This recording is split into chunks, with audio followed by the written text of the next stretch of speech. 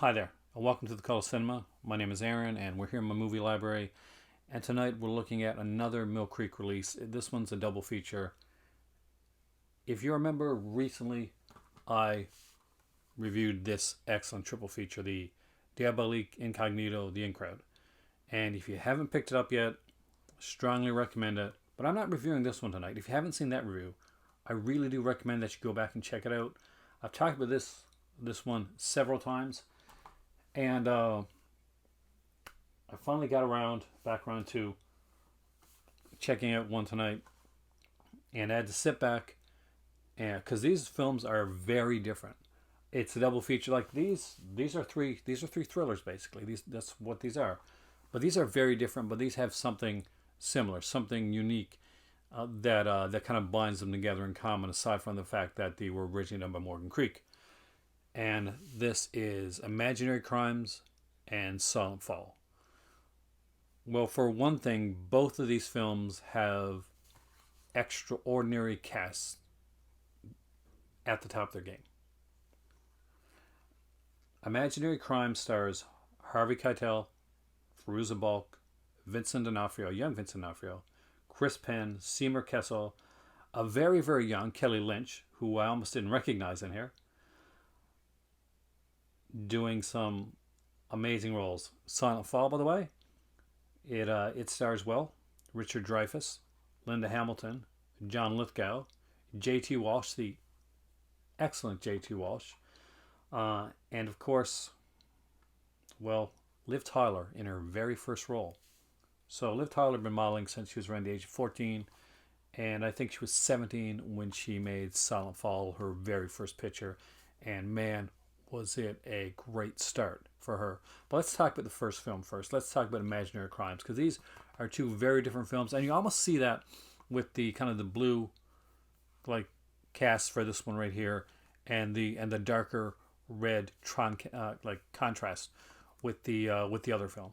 Imaginary Crimes is a heartfelt story about Harvey Keitel as a con man that goes pretty much from town to town with his two young daughters. He's raising his kids alone. His wife has died like earlier of cancer, and we see the story through Fairuza Balk's eyes. She's the eldest of the daughters, but so she's got a chance to actually like have experiences with her mom, have experience with her dad, and we get some flashbacks, and we see the way she's changing, the way she's starting to rebel against the life that she's living. Pretty much, her mom had always wanted just stability, wanted a home, a place to stay. Harvey Keitel's character was a dreamer. He always had another deal. There was always another like iron in the fire, and unfortunately, it's not a guy that had a lot of luck with it. It was pretty much one deal, one idea, one madcap thing, one grift to the next. And by the time we meet Frieza Balk's character, she's a teen. She's in her last year of high school. Harvey Keitel is he's pretty much like honoring his late wife's dying wish, which was to have Frieza Balk's character finish in Edgemont, which was her mother's alma mater. And this is where we start to see her grow. Get some friends. Vincent D'Onofrio plays the idealistic teacher, the one that they kind of make fun of at first, but you start to see more to the character. We get a nice little role for Amber Benson. If you're a Buffy fan, you'll know who Amber Benson is. So she's the best friend in Imaginary Crimes, and she doesn't get to do a lot in it, but when she's in it, she kind of steals the scenes that she's in.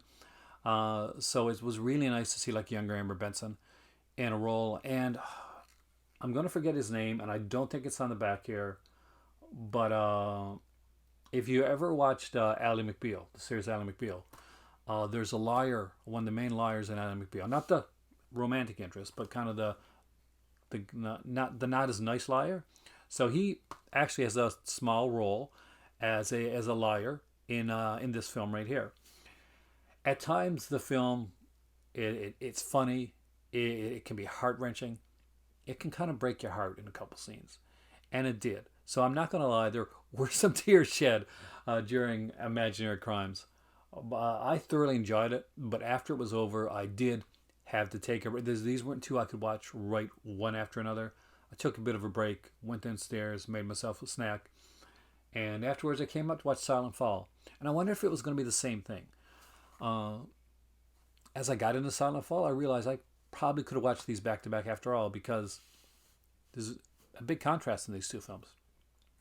We got Richard Dreyfuss and his wife, played by Linda Hamilton, and he is drawn back into a murder case. He's retired. He's a retired psychologist that works a lot with autistic kids. A tragedy has happened in his past that's caused him to just be like a regular at home psychiatrist, just taking the occasional patient every once in a while to get by. They're doing well, but Linda Hamilton, as his wife, is frustrated that she feels that he's kind of given up on everything. He's given up on his passion because of one tragedy that happened in his past. One character that dies off screen, and where she's pretty much said, you might as well have died with him, because you're not living like this. Anyway, he's brought to a murder site where there's an autistic child who is pretty much has a bloody knife in his hands. There's cards all over the place, and he's freaking out. And he's like, upstairs, his mother and father are slain, and they soon find that his sister is hiding in the closet, terrified. It's a great cast, and it's one that I hesitate to tell you too much about, because if you haven't seen it, it really is one to put on blind, not to watch a trailer, not to read a review of, no spoiler reviews for it.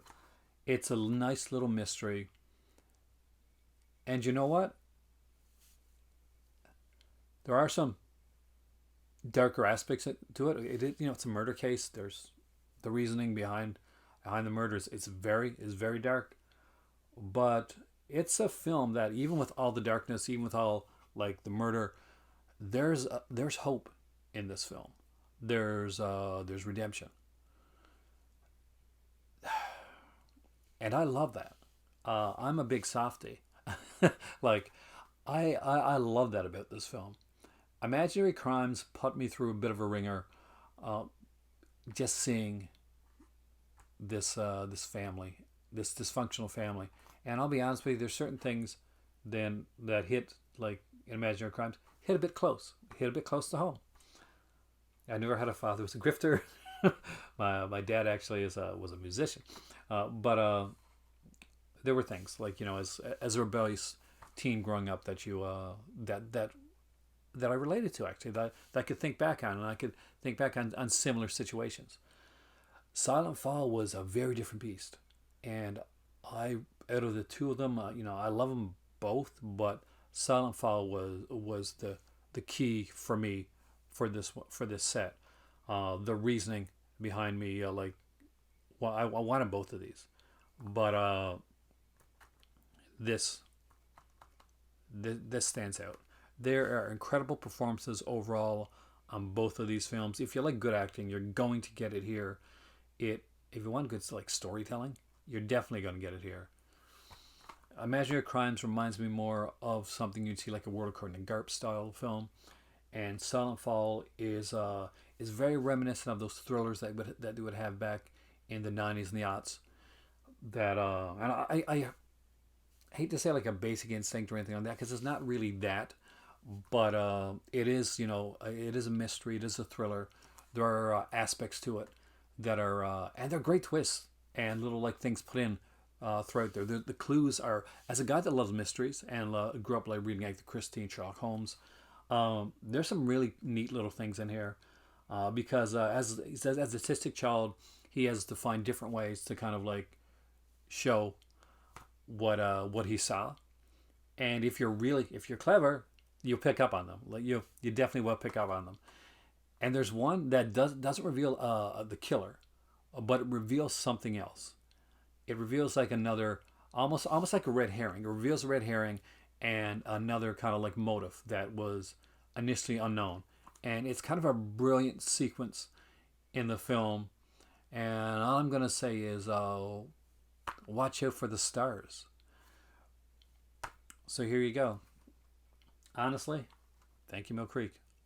I hope there are more of these coming out. I had the chance at the time to get the pledge sent to me as well, and I didn't, and I regret it now because I'm finding myself really falling in love with these films. Imaginary Crimes and Silent Fall is something that should be in your collection. They are two excellent films. Whether you just want to watch two films that are just filled with fantastic acting and fantastic actors, or you want to study some of the acting, you want to study the way that these films are put together. That's what I do. That's my geek thing. That's I like to study film, and Imaginary Crimes and Silent Fall definitely fit into that category. So yeah, highly recommend it. If you haven't checked them out, do it. It is a great double feature, and as always, for well, not always, but like in a lot of the releases, it is Blu-ray and digital. So if you want to get this for yourself, and maybe you use a digital copy on the go, or you have a friend that needs to see one of these releases to convince them that they need to buy it, because at the end of the day, you can't just have a digital. You got to go with the physical too. I always got to go with the physical too. But it's great to have both options. It's one you can watch on the go, and I will watch. Imaginary Crimes I'll watch again probably in about a year, but I will watch Silent Fall again this year. I did like a lot of that. Liv Tyler really impressed me in this film, and the kid in this movie. Apparently, this is the only movie that he made. I think. I'm gonna actually just verify that because I want to be 100% sure, and I did look this up before, but I want to make sure that I didn't get it wrong. But the child actor in the film, who was Ben Faulkner, known for Silent Fall and unfortunately only Silent Fall, is extraordinary in this movie. He's amazing, and there's this little neat thing with voices. But yeah, if you want to see Richard Dreyfuss and J.T. Walsh in a movie that's not called Tin Man, then you're definitely going to want to see Silent Fall. You're going to want to see it anyway. It's an amazing cast. It's an amazing film. Recently came out. I'm sorry it took me a while to get this review out, but I'm glad it was tonight because it was the perfect night to do it. I got to just soak in both these films, and I'm really glad I did. Imaginary Crimes and Silent Fall. Call to Cinema approved. Check them out. Make them part of your library. Until next time, for me right now it's time for tea.